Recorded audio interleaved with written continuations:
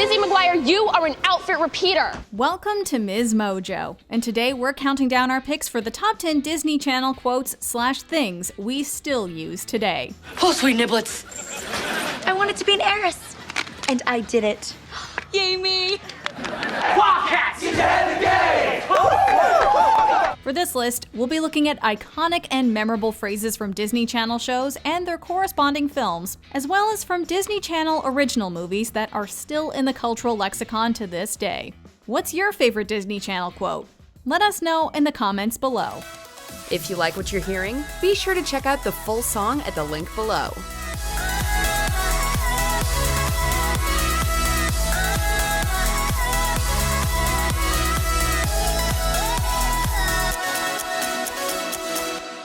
Number 10. Ya nasty. That's so Raven.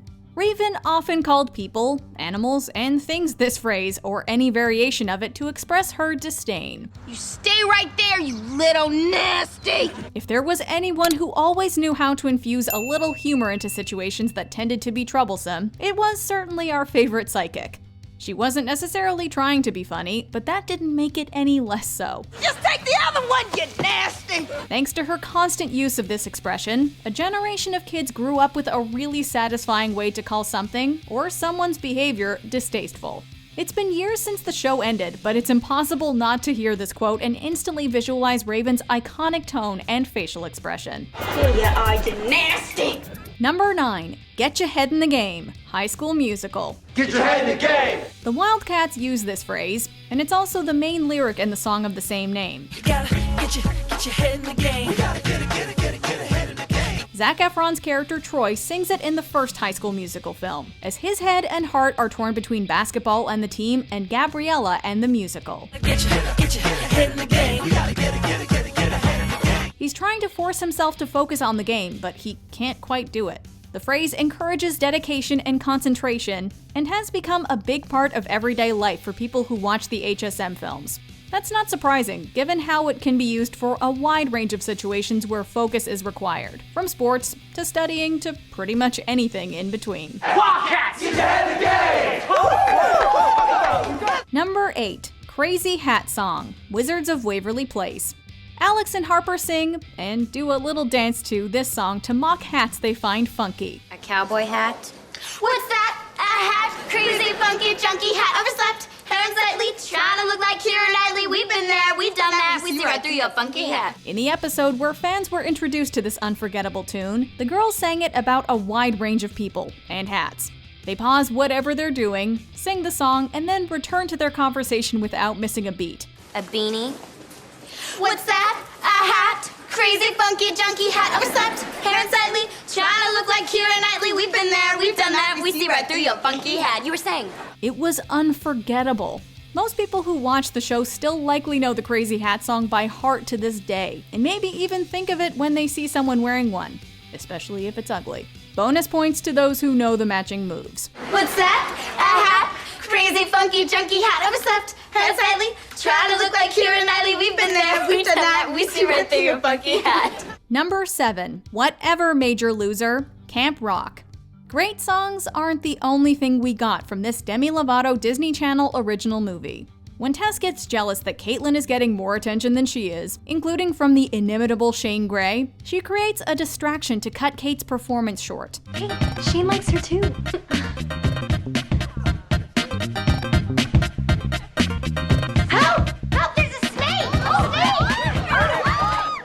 Then, when talking to her, she performs the now iconic hand gesture spelling out WEML. You are so full of it. What? You can't stand that people might actually like what other people do. When Caitlin is confused, Ella explains that it's actually a visual representation of this phrase. Okay, what is that? She said, whatever, Major Loser. Thanks to this moment, it's unlikely anybody will ever need a translation again. This is the perfect way to get the last word. And the best part is, you don't technically even have to speak to do it. Number 6. What's the sitch? Kim Possible. Kim would often say this when answering Wade's calls, which are typically about a mission. What's the sitch, Wade? And while she doesn't always respond the same way, Hey Wade, what up? it's this phrase that defined the series. It was even part of the show's beloved theme song. Throughout the course of the series, Kim faced countless different challenges.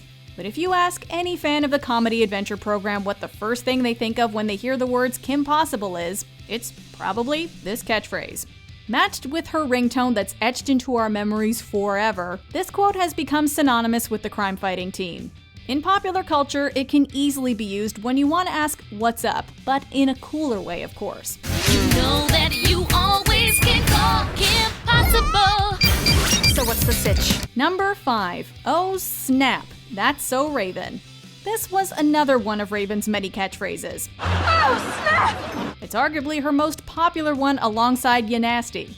She's always had a lively and energetic personality, which is reflected through her use of this phrase, and more specifically, through her way of saying it. I can't let them know I'm reading their minds. They'll think I'm spying on them. Oh, snap, I just read my own mind. She would often use it whenever something concerning happened, which was pretty much all the time. It fits a wide variety of different situations, from looking at yourself in the mirror, to realizing you accidentally messed something up, or really anything else. It's no wonder people started incorporating it into their own day-to-day lives. Oh, snap! Number 4. Outfit Repeater Rememberer, the Lizzie McGuire movie. This moment is from the Lizzie McGuire movie, which aired in theaters and was the show's finale. When Lizzie wears a dress she's already worn before to her graduation, Kate insults her for it. Lizzie McGuire, you are an outfit repeater. True to form, Lizzie's animated mini-me has the perfect response. Maybe I'm an outfit repeater, but you're an outfit rememberer, which is just as pathetic. A slew of fans grew up using the term outfit repeater, maybe to justify why they wanted new clothes. And that's not the only quote we got from this flick.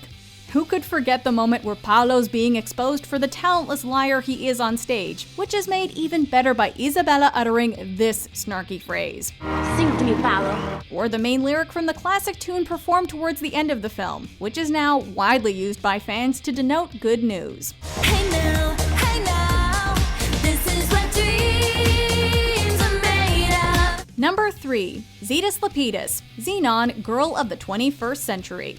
Cetus Lapidus! Our favorite futuristic resident of space had a vocabulary us Earthlings obviously weren't familiar with when Xenon, Girl of the 21st Century came out. Cetus Lapidus, are you sure? Her expressions are foreign to the kids in the film too, since they come from her unique background. But just as the characters learned to accept each other and be friends, fans of the Disney Channel original movie adopted some of Xenon's slang. Oh, Cetus Lapidus, there's a ship set to be launched tonight. Chief among them was this expression, which appears in all 3 movies and essentially means, oh my god. Cetus Lapidus! As much as I loved you before, now I love you even more. Of course you do. Interestingly, there is some debate whether it's spelled Zetus Lapidus or Cetus Lapidus. And while both spellings are widely used today, the film's script employed the latter version. Regardless of which side you fall on, there's no doubt that this phrase is super fun to say. Number 2. Sweet Niblets, Hannah Montana. I'm looking for my daughter. Sweet Niblets. Characters on the teen sitcom used this phrase when they were excited, exasperated, scared, or experiencing any sort of feeling really. It was essentially a catch-all. The words remained the same, but the character's tone let viewers know what context it was being used in. Pecan crunchies, sweet nutty niblets. Emily Osment, the actress who played best friend Lily, once said that it's likely a reference to sweet corn if taken literally, but she's not really sure what it means figuratively. That makes no sense at all, even while I'm explaining it, that we would, when we're excited, say sweet corn. There's a lot of things on that show that don't make sense. According to her, though, it was a nod to the show's southern influences. Sweet Niblets, you are Jake Ryan. Well, regardless of its meaning, one thing's for sure. You can inject this phrase pretty much anywhere. Sweet frozen niblets. It was ubiquitous on Hannah Montana, and is still popular today. Oh, sweet Niblets. Before we unveil our top pick, here are a few honorable mentions. Everybody makes mistakes, Hannah Montana, because nobody's perfect. Everybody makes mistakes. Everybody has those days. Sweet Thing, The Sweet Life of Zach and Cody. Maddie was too old for him, but this line is timeless. Hey, Sweet Thing. What's so special today? I hope it's tall, blonde, and curvy. Hey, where's Perry? Phineas and Ferb, the case of the constantly missing platypus. Okay, I'll just stay here with my expert makeover patches and hey, where's Perry? 5-finger discount. That's So Raven. It's still stealing even if you give it a clever name. I don't see any signs for a sale. It's a private sale. Just for us. Get the 5-finger discount. Dang Flabbit, Hannah Montana. Saying darn it just isn't as fun. Dang, Flabbit, Jackson, Rod Stewart, this is...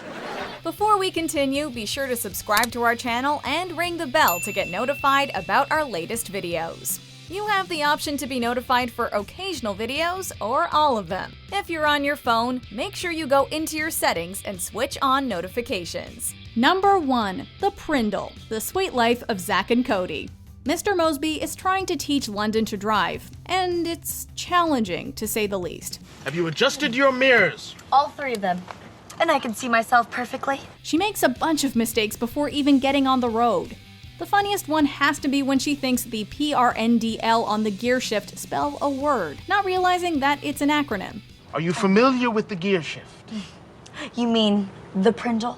What makes this moment even more entertaining is how confident she is in what she's saying, while Mr. Mosby grows increasingly frustrated. Are you referring to the shift lever that says PRNDL? I'm not a child, Mosby. I know how to spell Prindle. It's since become a widely used term.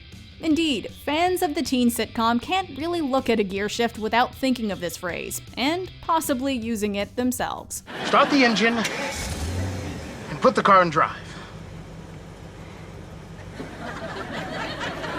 That's the D on the Prindle. Do you agree with our picks? Let us know in the comments. And hey, if you're a fan of the song playing right now, be sure to check out the music video for it right here.